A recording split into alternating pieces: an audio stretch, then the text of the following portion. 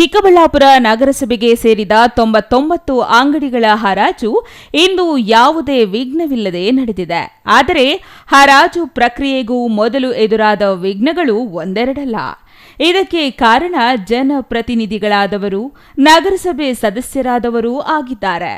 ತಮ್ಮ ಸ್ವಾರ್ಥಕ್ಕಾಗಿ, ನಗರಸಭೆ ಆದಾಯಕ್ಕಾಗಿ ನಷ್ಟ ಮಾಡುತ್ತಲೇ ಬಂದವರನ್ನು ನೆನೆಯುವ ಬದಲು ಇಂದು ಸುಸೂತ್ರವಾಗಿ ಹರಾಜು ನಡೆಯಲು ಕಾರಣರಾದವರನ್ನು ಸ್ಮರಿಸುವುದೇ ಲೇಸು.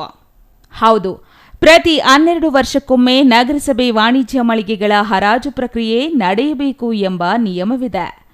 ಆದರೆ ಚಿಕ್ಕಬಳ್ಳಾಪುರ ನಗರಸಭೆಗೆ ಸೇರಿದ ಬರೋಬ್ಬರಿ 99 ಅಂಗಡಿ ಮಳಿಗೆಗಳ ಹರಾಜು 30 ವರ್ಷ ಕಳೆದರೂ ಆಗಿರಲಿಲ್ಲ. ಈ ನಡುವೆಯೇ ಅಂಗಡಿಗಳಲ್ಲಿ ಮೀಸಲಾತಿ ನೀಡುವಂತೆ ಆದೇಶವಾಯಿತು. ಇದು ಹಲವರಿಗೆ ಅರಗಿಸಿಕೊಳ್ಳಲು ಸಾಧ್ಯವಾಗಲಿಲ್ಲ. ಹಾಗಾಗಿಯೇ ಪ್ರತಿ ಬಾರಿಯೂ ಹರಾಜು ಪ್ರಕ್ರಿಯೆಗೆ ಪ್ರಕಟಣೆ ಹೊರಡಿಸಿರುವುದು, ಕೊನೆ ಕ್ಷಣದಲ್ಲಿ ಮುಂದೂಡುವುದು ನಡೆಯುತ್ತಲೇ ಬಂದಿತ್ತು.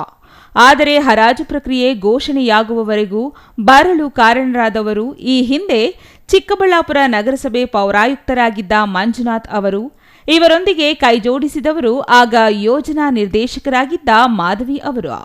ಇವರ ಪ್ರಯತ್ನದ ಫಲವಾಗಿ ಹರಾಜು ಪ್ರಕ್ರಿಯೆ ಮುನ್ನೆಲೆಗೆ ಬಂದರೂ ಅವರು ಹರಾಜು ಮಾಡಲು ಸಾಧ್ಯವಾಗಲೇ ಇಲ್ಲ.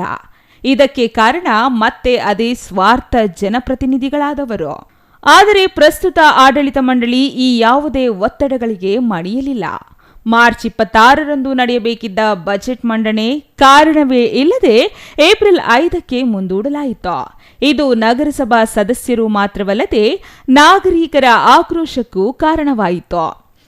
ಏಪ್ರಿಲ್ 5ರಂದು ನಗರಸಭೆ ಬಜೆಟ್ ಮಂಡನೆಯೂ ಇದ್ದು, ಅದೇ ದಿನ ಹರಾಜು ಪ್ರಕ್ರಿಯೆ ನಡೆಸಲು ಸಾಧ್ಯವಿಲ್ಲ ಎಂಬ ಕಾರಣ ನೀಡಿ ಪೌರಾಯುಕ್ತ ಮನ್ಸೂರ್ ಅಲಿ ಅವರು ಮತ್ತೆ ಹರಾಜು ಮುಂದೂಡಿದರು. ಇದು ನಗರಸಭಾ ಸದಸ್ಯರ ಸಹನೆ ಕಟ್ಟೆಯೊಡೆಯಲು ಕಾರಣವಾಯಿತು. ಹಾಗಾಗಿಯೇ ಏಪ್ರಿಲ್ 5ರಂದು ನಡೆದ ಬಜೆಟ್ ಮಂಡನೆ ಸಭೆಯಲ್ಲಿ ನಗರಸಭಾ ಸದಸ್ಯರು ಹರಾಜು ಮುಂದೂಡಲು ಕಾರಣರಾದವರ ಹೆಸರು ಬಹಿರಂಗಪಡಿಸುವ ಜೊತೆಗೆ ಕಾರಣ ನೀಡದೆ ಹರಾಜು ಮುಂದೂಡುವ ಪೌರಾಯುಕ್ತರ ವಿರುದ್ಧವೂ ತಮ್ಮ ಆಕ್ರೋಶ ಹೊರಹಾಕಿದರು. ಸಂಸದರ ಎದುರಿನಲ್ಲಿಯೇ ಹರಾಜು ವಿಚಾರವಾಗಿ ನಡೆದ ಮಾತಿನ ಚಕಮಕಿ ತೀವ್ರ ಕೋಲಾಹಲಕ್ಕೆ ಕಾರಣವಾಯಿತು. ಹಾಗಾಗಿ ಅನಿವಾರ್ಯವಾಗಿ ಪೌರಾಯುಕ್ತರು ಹರಾಜು ಪ್ರಕ್ರಿಯೆ ಏಪ್ರಿಲ್ 16ಕ್ಕೆ ನಡೆಸಿಯೇ ತೀರುವುದಾಗಿ ಘೋಷಣೆ ಮಾಡಿದರು. ಆದರೆ ಪೌರಾಯುಕ್ತರ ಘೋಷಣೆಯ ನಂತರವೂ ಹರಾಜು ಪ್ರಕ್ರಿಯೆ ತಡೆಯಲು ತೀವ್ರ ಪ್ರಯತ್ನಗಳು ನಡೆದವು. ನ್ಯಾಯಾಲಯದಲ್ಲಿಯೂ ಆ ಪ್ರಯತ್ನಗಳಿಗೆ ಫಲ ಸಿಗಲಿಲ್ಲ. ಇದರಿಂದ ಒತ್ತಡ, ಬೆದರಿಕೆಯ ತಂತ್ರಗಳು ನಡೆದವು.